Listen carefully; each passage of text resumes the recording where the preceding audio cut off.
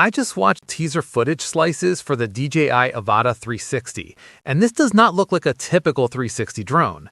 The first thing that caught my attention wasn't even the flying, it was the image quality. The clips show strong dynamic range, clean highlights, detailed shadows, and sharp clarity even when shifting from full panoramic view into a more traditional forward-facing frame. It is heard that it has dual 1-inch flagship sensors and 8K 60 FPS HDR video, and honestly, based on what I'm seeing in these slices, that actually looks believable. What's really interesting is the shooting logic. It automatically records in full panoramic mode, so you're not stressing about framing mid-flight, you just fly. Later, you can crop that 8K spherical footage into a standard field of view and still keep usable 1080p quality. That means one single flight can turn into multiple edits: little planet, tunnel perspective, classic aerial, all from the same clip. They're also highlighting a virtual gimbal concept, which seems to let you tilt and roll the perspective in post instead of physically flipping the drone. So instead of risking aggressive maneuvers to get dramatic movement, you can create that safely afterward. That lowers the learning curve a lot, especially for beginners.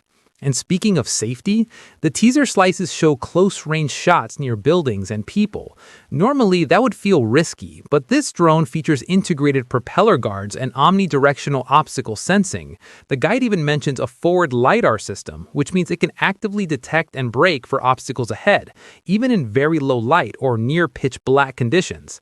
That's important because most vision systems struggle when lighting drops. If this works the way it's described, it completely changes the confidence level.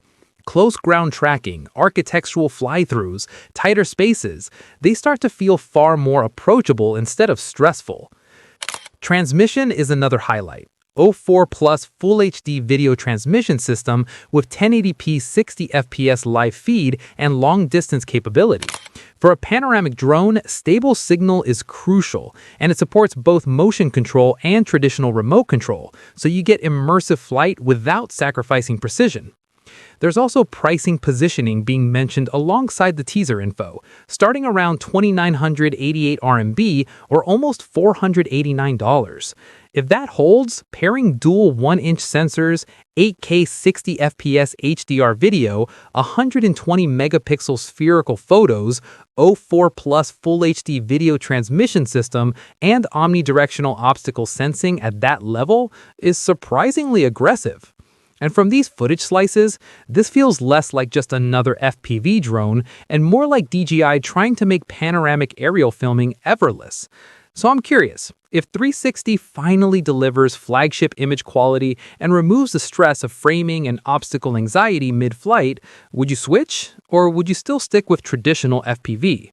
Because if this performs the way it looks in the teasers, immersive flight might be about to change.